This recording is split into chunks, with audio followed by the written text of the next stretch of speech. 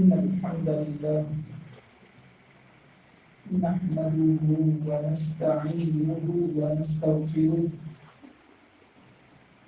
ونعوذ بالله من شرور أنفسنا ومن سيئات أعمالنا من يهده الله فلا مضل له ومن يضلل فلا هادي له أشهد أن لا إله إلا الله وحده لا شريك له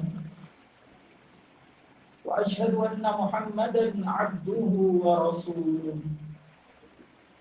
أما بعد فإن خير الحديث كتاب الله وخير الهدي هدي محمد صلى الله عليه وسلم وشر الأمور محدثاتها وكل محدثة بدعة وكل بدعة ضلالة وكل ضلالة في النار أعوذ بالله من الشيطان الرجيم يا أيها الذين آمنوا اتقوا الله وقولوا قولا سديدا يصلح لكم أعمالكم ويغفر لكم ذنوبكم ومن يطع الله ورسوله فقد فاز فوزا عظيما يا أيها الناس اتقوا ربكم الذي خلقكم من نفس واحدة وخلق منها زوجها وبث منهما رجالا كثيرا ونساء واتقوا الله الذي تساءلون به والأرحام إن الله كان عليكم رقيبا يا أيها الذين آمنوا اتقوا الله وكونوا مع الصادقين رب اشرح لي صدري ويسر لي أمري واحلل عقدة من لساني يفقهوا قولي اللهم انفعنا بما علمتنا وعلمنا ما ينفعنا وزدنا علما اللهم صل وسلم وبارك على نبينا وحبيبنا محمد وعلى آله وأصحابه أجمعين احباب گرامی قدر محترم معزز سامعین و سامعات ہر قسم کی حمد و ثنا عظمت و کبریائی اللہ وحدہ لا شریک کے لیے جس ذات کی عبادت سے انسان دنیا اور آخرت میں کامیاب ہوتا ہے اور اس عبادت کا تعلق انسان کی فکر عقیدے سے بھی ہے انسان کی طریقہ عبادت سے بھی ہے انسان کے اخلاق اور کلچر سے بھی ہے انسان کی معاش اور سیاست سے بھی اور جب یہ لفظ کہا جاتا ہے کہ یہ شخص متقی ہے یا تقوی حصول جنت کے لیے ضروری ہے تو اس کا قطعاً یہ مفہوم نہیں ہوتا کہ بندہ پانچوں ارکان اسلام کا تو پابند ہو لیکن اخلاقی گراوٹ کا شکار ہو وہ مسلمان مسجد میں نظر تو آئے لیکن رشتہ داری میں وہ نظر نہ آتا ہو اس کے ہاں اپنے معاملات چاہے وہ معاشرتی ہوں چاہے تجارتی ہوں انجام دیتے ہوئے اسلامی آداب نظر نہ آئے تو یہ متقی صرف مسجد میں متقی ہے جبکہ تقوی اتق اللہ حیثما کنت ہے کہ جب بھی جہاں بھی اکیلے میں تنہائی میں لوگوں کے درمیان ہر موقع پر ہر عمل میں ہر خوشی میں ہر غمی میں انسان کے اندر نظر آنا چاہیے اور اندر نظر آنے سے مراد یہ ہے کہ انسان کا کردار تقوی والا ہو اس کا دل کا معاملہ وہ اللہ بہتر جانتا ہے، لیکن دنیا میں اس کے ساتھ تعامل اس کے اخلاق کی بنیاد پر ہوتا ہے۔ تو ان اکرمکم عند اللہ اتقاکم، تم میں سب سے معزز لوگوں کے ہاں دنیا میں قابل ستائش فرشتوں کے ہاں اللہ کے ہاں وہی ہے جو سب سے باکردہ ہے، جس کا تقوی اسے ہر جگہ پر اللہ کو سامنے محسوس کرنے پر مجبور کرتا ہے۔ یہ بات رکھنے کی وجہ یہ ہے کہ ہمارا تصور بطور مسلمان کے یہ ذہنوں میں موجود ہے کہ جب تک ہماری شخصیت مکمل اسلامی کردار کے مطابق نہیں ہوتی، اللہ کے رسول صلی اللہ علیہ وسلم کی ذات کے مطابق ہم اپنے آپ کو نہیں ڈھالتے، تب تک یہ شخصیت سازی ہمارے لیے ضروری رہتی۔ تو اس شخصیت سازی میں سب سے اہم کردار انسان کی پیدائش سے لے کر اس کے مرنے تک وہ اس کے ارد گرد لوگوں کا ہے۔ یہی وجہ ہے کہ آخر فطرت انسان کی پیدائش میں اس کے ساتھ ہوتے ہوئے بھی انسان بگڑا تو بگڑا کیسے؟ معاشرے نے یہ بے ہنگم کلچر اپنایا تو اپنایا کیسے؟ ایک کے بعد ایک انسان نے جب کسی غلطی کو دیکھتے ہوئے اس غلط انسان کا ساتھ نہیں چھوڑا، اس کے ساتھ چلتا رہا، تو انسان یا تو مؤثر ہوتا ہے یا متاثر ہوتا ہے، یا اثر قبول کرتا ہے یا اثر ڈالتا ہے، کوئی تیسری انسان کی حالت نہیں۔ ہمارا تصور ہے کہ تربیت ہم نے ایسی کی ہے کہ اب بچے نہیں بگڑے۔ یہ الفاظ اس وقت کہنا ممکن ہے جب بچے کے اندر یہ چیز اس کے ذہن میں ڈال دی جائے کہ بچہ کسی غلط فرد کے پاس نہیں بیٹھے، اور جب بیٹھے گا تو وہ مؤثر ہوگا، اس پر اثر ڈالے گا، اسے نیکی کی طرف لائے گا۔ اور یہی بات آپ کے سامنے جو خطبے میں آیت پڑھی اس میں اللہ نے ہمیں بطور حکم کے بتایا، یا ایھا الذین آمنوا اتقوا اللہ، ایمان والو اللہ سے ڈرو، اور اللہ سے ڈرتے رہنا اور ڈر کے مطابق اللہ کے احکامات پر عمل پیرا رہنا یہ کب ممکن ہے؟ وَكُونُوا مَعَ الصَّادِقِينَ، حق کہنے والے، سچ بولنے والے، سچ پر عمل کرنے والے، اسلام کو ماننے والے لوگوں کا ساتھ دو، ان کے ساتھ رہو۔ اب یہ خالی ساتھ دینا کتنا اہم ہے۔ امام شافعی رحمہ اللہ فرماتے ہیں احب الصالحین ولست منهم لعلی انال بهم شفاعہ، کہ مجھے نیک لوگوں سے بڑی محبت ہے، انتہا کی محبت کرتا ہوں، میں انہیں لائک کرتا ہوں، ان کو اپنے لیے ماڈل بناتا ہوں، ان کے ساتھ ساتھ رہنے کی کوشش کرتا ہوں، ان جیسا عمل کرنے کی کوشش کرتا ہوں، حالانکہ میں نیک نہیں۔ وجہ صرف یہ ہے شاید کہ ان کے ساتھ بیٹھنے سے قیامت کے دن ان کی سفارش مجھے نصیب ہوئی ہے۔ آپ جانتے ہیں صرف نیکی کی بنیاد پر دوستی اور محبت قیامت کے دن برقرار رہے گی، باقی مفادات حتیٰ کہ نسب کے مفادات، والد اولاد کا فائدہ، بھائی بھائی کا فائدہ، میاں بیوی کا فائدہ بھی قیامت کے دن کوئی اعتبار نہیں رکھتا، نہ نسب کا نہ حسب کا۔ ایک فائدہ پھر بھی قابل اعتبار، وہ ہے نیکی اور اللہ کی وجہ سے، الحب فی اللہ والبغض فی اللہ، آپ محبت کریں اور اللہ کی وجہ سے لوگوں کو چھوڑیں۔ الاخلاء یومئذ بعضهم لبعض عدو الا المتقین، قیامت کے دن ہر کوئی دشمن ہوگا، دنیا میں بڑا اچھا تھا لیکن قیامت کے دن کہے گا اسی کی وجہ سے یہ سب کچھ ہوا، اس نے ایسا کہا تو میں نے ایسے کیا، میں اس کے پیچھے چلا۔ صرف ایک متقی شخص دوسرے متقی کے لیے دوست ثابت ہو کہ یہی تو اچھا فرد تھا جس کے ساتھ رہنے پر مجھے یہ فائدہ ملا، تو یہ ایک دوسرے کی سفارش کریں۔ اور سب سے عظیم سفارش اللہ کے رسول کی ہوگی، کیونکہ خالی اللہ کے رسول صلی اللہ علیہ وسلم کی نسبت مل جانا یہی اللہ کے ہاں کتنا مقدس ہے، اسی سے ہمیں پتہ لگتا ہے کہ اچھی صحبت کتنی اہمیت رکھتی ہے۔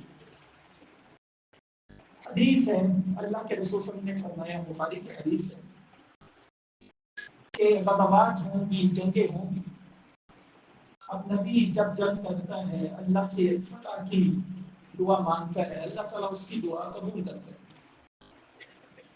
تو یہ جنگیں فتح یاب ہوں گی، اور اس کے بعد وہ دور آئے گا جب نبی نہیں ہوگا، صحابی ہوگا۔ تو باقاعدہ صحابہ کے ذریعے ان جنگوں میں تصور رکھا جائے گا کہ اس میں اللہ کے رسول کا ساتھی موجود ہے، اور اللہ تعالیٰ اس وجہ سے ان جنگوں میں فتح یاب کرے گا۔ یہی بس نہیں، پھر صحابہ کے بعد ان کے ساتھی تابعین اور تبع تابعین کا تذکرہ فرمایا کہ وہ بھی جب جنگ کریں گے صرف اس وجہ سے کہ ان کی نسبت در نسبت اللہ کے رسول صلی اللہ علیہ وسلم کے ساتھ جڑی ہوئی ہے، انہوں نے صحبت کے لیے ان لوگوں کو اختیار کیا ہے جو جا کر اللہ کے رسول صلی اللہ علیہ وسلم سے ملتے ہیں، تو اللہ تعالیٰ انہیں فتح نصیب فرمائے۔ یہاں پر ایک بڑا ہی بہترین واقعہ ہے، اسے ہم حدیث کے ساتھ جوڑتے ہیں۔ سب سے پہلے ایک حدیث مد نظر رکھیں، ما جلس قوم فی مجلس یتلون کتاب اللہ، معروف حدیث ہے کہ جب بھی لوگ اللہ کی کتاب اس کو سیکھنے، سکھلانے، پڑھنے، پڑھانے، دین کی باتیں کرنے کے لیے اکٹھے ہوتے ہیں تو ان پر 4 انعامات اترتے ہیں کہ ان پر رحمتیں اترتی ہیں، سکون اترتا ہے، فرشتے انہیں ڈھانپتے ہیں، اللہ ان کا تذکرہ اپنے ہاں کرتا ہے۔ اسی کی وضاحت دوسری حدیث میں موجود ہے۔ فرشتے اللہ کے پاس حاضر ہوتے ہیں اور اس شکل میں کہ نیچے اللہ کی باتیں کی جا رہی ہیں، لوگ بیٹھے، مجلس لگی ہوئی، حدیث صحیح ہے، اور فرشتے اس اللہ کی مجلس لگانے والوں پر اپنے پروں کو ڈھانپنے کے لیے پھیلا دیتے، پھیلاتے پھیلاتے پھیلاتے پھیلاتے یہ سلسلہ اللہ تک پہنچ گیا۔ اللہ پوچھتا ہے کہ میرے بندے کیا کر رہے تھے؟ فرشتے جواب دیتے ہیں کہ تیرا ذکر کر رہے تھے۔ کس وجہ سے؟ جنت میں داخل ہونے کے لیے۔ کس ڈر سے؟ کہیں اللہ ناراض ہو کر جہنم میں داخل نہ کر دے۔ پھر اللہ، پوری حدیث قدسی ہے، پوچھتا ہے کہ اگر انہوں نے حقیقت میں جنت دیکھی ہو، حقیقت میں جہنم دیکھی ہو، مجھے دیکھا ہو تو کیا حالت ہو؟ پھر اعلان ہوتا ہے میں نے ان سب کو بخش دیا۔ اب یہی فرشتہ کہتا ہے کہ اللہ، اس میں ایک شخص ایسا بیٹھا ہے جو اپنی ضرورت کے لیے وہاں سے گزر رہا تھا، ویسے بیٹھ گیا، تو وہ ان کا اصل حصہ نہیں ہے۔ اللہ تعالیٰ کا وہاں جو جملہ حدیث میں مذکور ہے، هم الجلساء لا یشقی بهم جلیسهم، کہ یہ بیٹھنے والے ایسے ہیں کہ ان کے ساتھ کوئی مقصد لے کر نہ بھی آئے، خالی بیٹھ بھی جائے تو اللہ تعالیٰ اسے محروم نہیں رکھتا، اپنی رحمت اتار دیتا ہے۔ اس کا تعلق آج کے دور میں محمد بن عثیمین، آپ نے نام سنا ہوگا، کبار علماء میں ان کا شمار ہوتا تھا۔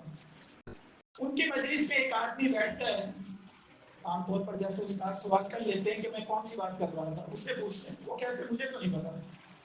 کہتے پھر بیٹھے کیوں؟ کہتے ہیں میں تو اس لیے بیٹھا ہوں کہ اس مجلس میں بیٹھنے والا کبھی محروم نہیں ہوتا۔ تو ان کا آگے سے جواب تھا، سکھلانا ہم اسے چاہتے تھے، یہ ہمیں سکھلا کر چلا ہے۔ تو یہ ضروری نہیں ہوتا کہ آپ کہیں کسی کی صحبت سے مکمل فائدہ نہیں مل رہا تو تھوڑا بھی نہیں اٹھانا۔ یہ مثالیں اور یہ واقعات ہمارے سامنے رکھنے کی وجہ کہ انبیاء کتنی ہی مقدس ہستیاں، اس کے باوجود ہر نبی کی آپ دعا دیکھیں۔ سلیمان علیہ السلام فرماتے ہیں وَأَدْخِلْنِي بِرَحْمَتِكَ فِي عِبَادِكَ الصَّالِحِينَ، اے اللہ مجھے اپنی رحمت سے نیک بندوں کے ساتھ اکٹھا کر لے۔ اسی طرح کی دعا یوسف علیہ السلام فرماتے ہیں توفنی مسلما والحقنی بالصالحین، نیک ہوں کہ نہیں ہوں لیکن بس ایسا کرنا کہ قیامت کے دن میری صحبت نیکوں کے ساتھ شمار کر کے مجھے اٹھایا جائے۔ نبی اکرم صلی اللہ علیہ وسلم ہمیشہ دعا کیا کرتے تھے، اللہم انی اسألک حبک وحب من یحبک وحب عمل یقربنی الی حبک۔ اے اللہ ایک تو تیری محبت چاہیے، دوسری ہر اس شخص کی مجھے محبت نواز دے جو تجھ سے محبت کرتا ہے، اور ایسے عمل کی محبت دے دے جو تیرے راستے کی طرف لے کر جاتا ہے، تو میری کامیابی۔ آخری الفاظ جو آپ صلی اللہ علیہ وسلم کی وفات کے وقت کے منقول ہیں وہ یہی ہیں، پھر رفیق الاعلیٰ الی الرفیق الاعلیٰ، کہ اللہ کا ساتھ اب نصیب ہوگا، اوپر والوں کے پاس جاؤں گا۔ تو یہ وہ نسبت اور محبت ہے جس کا اپنا ایک تقدس ہے۔ اس وجہ سے یہاں پر ایک بات ہمیشہ مد نظر رکھیں کہ آپ اللہ والے ہیں نہیں ہیں، تکلفاً بنتے ہیں۔ انسان جب بھی اپنے گریبان میں جھانکتا ہے اسے لگتا ہے میرے پاس تو کچھ ایمان نہیں، کوئی تقویٰ نہیں، کوئی اعمال نہیں، پورا ہی پورا۔ تو اس کے بعد اس کے لیے کیا حکم ہے؟ من تشبہ بقوم فہو منہم، جو جس کے ساتھ اپنے آپ کو بنانے کی کوشش کرتا ہے، اسے لائک کرتا ہے، پسند کرتا ہے، کوشش ہوتی ہے میرا آئیڈیل یہ ہو، وہ اسی کے ساتھ شمار کیا جائے گا۔ آپ جانتے ہیں کتنے ہی قصے قرآن میں ہیں، اصحاب کہف کا قصہ ہے، احادیث میں 3 افراد کا قصہ ہے۔ کیا وہ نسبی رشتہ دار تھے؟ کیا وہ بھائی تھے؟ کیا وہ اپنے سلسلہ نسب کی وجہ سے اللہ کے انعام یافتہ قرار دیے گئے؟ ان کا بھائی چارہ تھا دین کی وجہ سے۔ اور یہی الفاظ حدیث میں ہے، المرء مع من احب۔ جب صحابی ایک مرتبہ ذکر کرتے ہیں اللہ کے رسول صلی اللہ علیہ وسلم مجھے بس آپ کا ساتھ چاہیے قیامت کے دن، تو اللہ کے رسول صلی اللہ علیہ وسلم دیگر باتوں کے ساتھ یہ فرماتے ہیں انک مع من احببت، مجھ سے محبت کرتے ہو میرے ساتھ ہی ہوگی، کیونکہ قیامت کے دن انسان جس کو لائک کرتا ہے اسی کے ساتھ اٹھایا جائے گا، اسی کے ساتھ کھڑا ہوگا۔ تو یہ بہت بڑی بات ہے کہ ہم اپنی تربیت میں، اپنے بچوں کی تربیت میں اگر شخصیت اور کردار ڈالنا چاہتے ہیں تو آئیڈیل بھی تو ڈالیں، وہ کس طرح کے افراد کو پسند کرے اس طرح کی باتیں بھی تو کرے۔ یہ انتہائی ضروری چیز ہے، اس کے بغیر زندگی اپنے اتار چڑھاؤ کے ساتھ انسان کے ساتھ کبھی وفاداری نہیں کرتی۔ آپ جانتے ہیں قرآن مجید میں ایک واقعہ اور قصہ کئی جگہ مذکور ہے۔ سورہ یاسین میں 3 انبیاء کا تذکرہ کیا، اس کے بعد بھی ذکر کیا، اور ایک آدمی کا ذکر ہے وہاں پر، موسیٰ علیہ السلام کے دور میں تذکرہ کیا تب بھی ذکر کیا۔ وَجَاءَ مِنْ أَقْصَى الْمَدِينَةِ رَجُلٌ يَسْعَىٰ قَالَ يَا قَوْمِ اتَّبِعُوا الْمُرْسَلِينَ۔ بندہ صرف نبی اور نبی کی رسالت کا ساتھ دینے کے لیے دور کسی علاقے سے آتا ہے، شہر والوں سے کوئی تعلق نہیں، کوئی سواری نہیں، کیونکہ الفاظ ایسے بھاگ کے آ رہے ہیں، دوڑ کے آ رہے ہیں، صرف یہ کہنے کے لیے یہ بندہ نیک ہے اس کا ساتھ دو، یہ نیک ہے اس کا ساتھ دو، یہ جس طرح بلا رہا ہے یہ خیر ہے اس کا ساتھ دو۔ آپ کا کیا خیال ہے ابو بکر کو صدیق کیوں کہا جاتا ہے؟ اسی ساتھ کی وجہ سے کہا جاتا ہے۔ آخر اول مہاجرین اور انصار کی اتنی اہمیت اور فضیلت کیوں ہے؟ وہ اسی ساتھ کی وجہ سے۔ اور اللہ نے اس آدمی کا تذکرہ قرآن میں کیوں کیا؟ اس کے نسب کی وجہ سے نہیں، اس کا نام تک مذکور نہیں، لیکن اس کے عمل کی وجہ سے، اس کی نسبت اور تعلق کی وجہ سے۔ یہاں بہترین بات عرب کے شاعر نے کہی ہے، اس کا ترجمہ رکھتا ہوں کہ 2 چیزوں سے انسان عموماً تصور بناتے ہیں کہ شاید ہمیں مقبولیت ملے، نسب کی وجہ سے، جاه و جلال کی وجہ سے، فلاں کی وجہ سے۔ اگر دیکھنا ہو تو تعلق کی وجہ سے حقیقی انسان کو وقار ملتا ہے۔ اس کے لیے شعر میں وہ مثال دیتے ہیں ابو لہب کی اور سلمان فارسی۔ ابو لہب چچا ہے، افضل ترین قبیلے قریش کا حصہ ہے، لیکن اس کا تذکرہ قرآن بربادی کے اور برباد ہونے والے افراد کے زمرے میں کرتے ہیں۔ اور سلمان فارسی ہے، عرب قبیلے سے بھی اسلام کے قبول کرنے سے اللہ تعالیٰ اسے معزز ترین افراد میں شمار کرتے ہیں۔ تو یہ وہ صحبت کا اثر ہے جو اثر ہی انسان کو آخرت اور دنیا دونوں میں کامیاب بناتا ہے۔ حالانکہ ہم سب جانتے ہیں یہ خالی آخرت کے ساتھ تعلق نہیں، دنیا میں بھی انسان کامیاب ہونا چاہتا ہے تو کامیاب انسان کے ساتھ ہی بیٹھ جائے. اگر وہ ایسے لوگوں کی صحبت اختیار کرے گا جو خود کم ظرف ہیں، جو خود ہی نیگیٹیوٹی رکھتے ہیں، جن کے اندر خود ہی سستی ہے، کاہلی ہے، تو آپ کا کیا خیال ہے وہ شخص کبھی کامیاب ہوتا ہے؟ کبھی کامیاب نہیں ہوتا. ابن القیم رحمہ اللہ فرماتے ہیں کن فی الجانب الذی فیہ اللہ ورسولہ وان کان الناس کلهم فی الجانب الاخر. زندگی میں ایک اصول بنا لو، آپ نے ساتھ اس کا دینا ہے جو اللہ کا ساتھ دے رہا ہے. اس طرف ہمیشہ کھڑے ہو جاؤ جس طرف سچ ہے، اللہ اور اس کے رسول کی بات ہے، بھلے دوسری طرف پوری دنیا کھڑی ہو. تو یہ ساتھ دینا ہی آپ کو وہ نسبت دے گا جو دنیا اور آخرت میں آپ کو کامیاب بنا دے گا.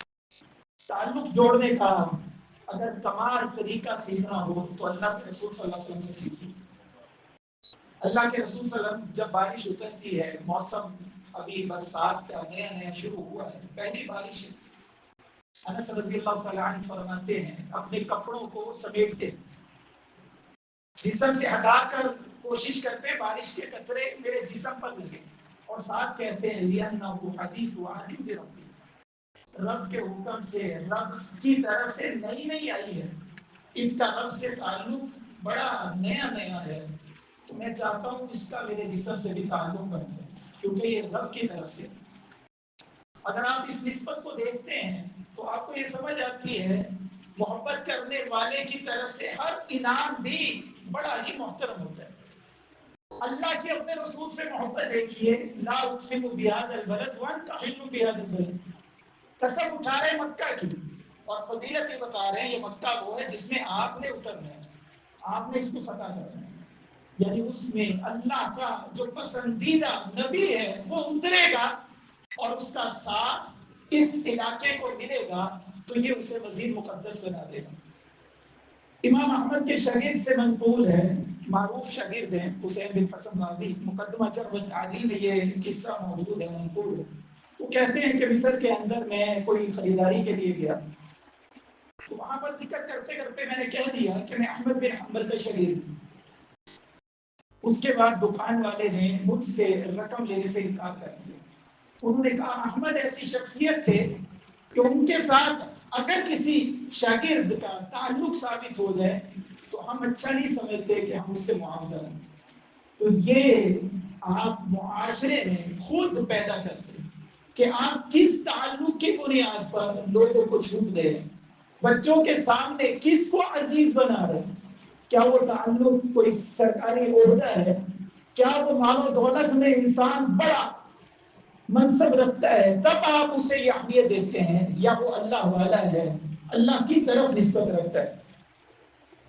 اس کی بڑی ہی بہترین ایک اور مثال آپ جانتے ہیں، رفدہ مینڈک اور وزن جسے ہم چھپکلی کہتے ہیں، ان دونوں کا تذکرہ حدیث میں موجود ہے. اور حدیث میں الفاظ ہے جب ابراہیم علیہ السلام کی آگ جلائی گئی تو مینڈک اسے بجھانے کے لیے پھونک مار رہا تھا اور چھپکلی اسے بڑھانے کے لیے. تو اللہ نے اس وقت ساتھ دینے پر ایک جانور کو معزز بنا دیا کہ اب اسے قتل نہیں کیا جائے گا، اور دوسرے کے بارے میں کہا اسے قتل کر دیا کرو کیونکہ یہ ابراہیم کے مخالف. یہی بس نہیں، آپ نے ایک اور حدیث سنی ہوگی کہ جب تم سیاحت دیکھ مرغ کی آواز سنو، جسے ہم مرغ کی اذان بھی کہہ دیتے ہیں، تو تم دعا مانگا کرو، اللہ سے فضل مانگا کرو. وجہ کیا بتلائی؟ کہ یہ اس وقت فرشتے کو دیکھ کر رہتا ہے. خالی فرشتے کو دیکھ لینا اس جانور کے لیے اور اس جانور کے بولنے پر اس انسان کے لیے اتنا معزز اور مقدس ہو گیا کہ اس وقت فضل کی دعا مانگے تو قبول ہوتی. اس کے برعکس گدھے کی آواز پر کہا کہ یہ شیطان دیکھ کر رکھا ہے، تو اب تم تعاون مانگو، پناہ مانگو اللہ کی کہ اس نے شیطان کو دیکھا ہے اور یہ آواز تم تک پہنچی ہے. صحبت کا یہ فرق ہے. اسی فرق کو اگر ہم آگے لے کر چلتے ہیں تو ایک مسلمان کی حیثیت سے انسان سب سے معزز اسی نسبت سے ہوتا ہے کہ وہ امت محمدی کا حصہ ہے. پہلی صحبت تو اس کی پسندیدہ جگہ کون سی ہوتی ہیں؟ بیت اللہ. اللہ کے ساتھ کی وجہ سے کہ اللہ کا گھر، مسجد اللہ کا گھر، اسی وجہ سے دنیا کی سب سے محترم پاکیزہ جگہ مسجد قرار دی گئی۔ معاویہ رضی اللہ تعالیٰ عنہ اپنے خود فخر کے لیے اور اپنی نسبت کے لیے بیان کرتے ہیں کہ تم میں سے کوئی بھی میرے برابر کرے۔ وجہ کیا ہے کہ میں وہ تھا جس کا باقاعدہ رشتہ تھا اللہ کے رسول صلی اللہ علیہ وسلم کے ساتھ، میں وہ تھا جو اللہ کے رسول صلی اللہ علیہ وسلم کی وحی لکھا کرتا تھا، آپ کی سواری تیار کیا کرتا تھا۔ حضرت عائشہ رضی اللہ تعالیٰ عنہ اس چیز کو بڑے فخر سے بیان کرتی تھی کہ میں اللہ کے رسول صلی اللہ علیہ وسلم کی پسندیدہ بیوی تھی، یہ میرا خط آ رہا ہے، میں وہ ہوں جو پسندیدہ بیوی ہے جس کی برات اللہ نے قرآن مجید میں اٹھائی۔ تو انسان ایسی نسبتیں جب بیان کرے گا تو انشاءاللہ ہماری تربیت میں یہ بات آئے گی کہ اگر نیکوں کے ساتھ بیٹھتے ہیں تو نیکی ملتی ہے، اگر بروں کے ساتھ بیٹھتے ہیں تو برائی ملتی ہے۔ اور اس کی مثال حدیث نے یوں دی ہے، وقت ختم ہو چکا ہے، اس مثال پر اختتام کرتے ہیں۔ مثل الجلیس الصالح والجلیس السوء کمثل نافق الحیب وحامل المسک، کہ ایک اچھے ساتھی دوست اور اس کے ساتھ کی مثال ایسے ہے جیسے خوشبو والے کے پاس بیٹھے، آپ کو کچھ خریدنا نہ بھی ہو، اس کی دکان میں بیٹھنے پر بھی باہر نکلیں گے تو بیسیوں خوشبوئیں آ رہی ہیں۔ اس کے برعکس اگر آپ ایک بھٹی پر آگ جلانے والے کے پاس بیٹھ کر آئے ہیں تو آپ کے بالوں میں سے، جسم میں سے اسی کی مہک آئے۔ تو یہ وہ فرق ہے، انسان کچھ نہ کرے، کم از کم اس جگہ رہے جہاں خیر۔ اس کی واقعے کے ذریعے آپ کو وضاحت کئی دفعہ بیان کی جاتی ہے کہ 99 افراد کا قاتل جنت میں کیا کیوں؟ صرف اس وجہ سے کہ اس نے پکی نیت کرنی تھی کہ اب نیک لوگوں کی بستی میں رہوں۔ تو آج کے دور میں یہی بہت بڑا کام کہ آپ موبائل سے بچ جائیں، اس کے ساتھ سے بچ جائیں، اور ایسے افراد کے ساتھ رہنے سے بچ جائیں جن کا اخلاق بگڑا ہوا۔ آپ کم از کم ان لوگوں کا ساتھ دیں، ان لوگوں کے ساتھ رہیں، انہیں اچھا سمجھیں، لائک کریں جن کا کسی طرح بھی تعلق اور نام اللہ کے ساتھ جڑتا ہے۔ اللہ رب العزت سے توفیق ہے کہ اللہ تعالی ہمیں اپنا ذوق اور شوق وہ بنانے کی توفیق عطا فرمائے جس کی بنیاد پر نسبتیں اور تعلق اللہ کے ساتھ جڑتے ہیں، اور جو بے شک کمزور ہی ہوں لیکن اللہ کے ہاں پلڑے میں بھاری ہیں۔ سبحان ربک رب العزت عما یصفون وسلام علی المرسلین والحمد للہ رب العالمین۔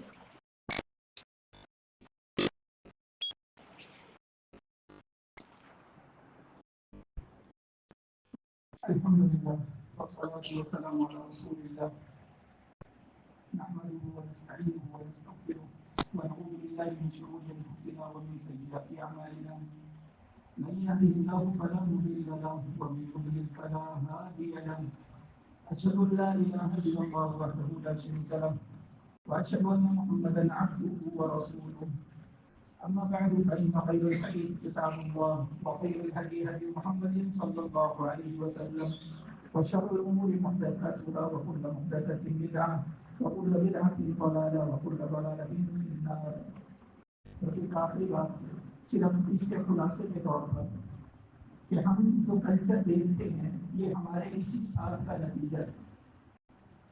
اگر آج وَلِلَّهِ الْعِزَّةُ جَمِيعًا، اللہ کے لیے عزت ہے، اللہ ہی عزت دینے والا ہے، تو اللہ ہی عزیز ہونا چاہیے، وہ اپنے نام میں عزیز ہے۔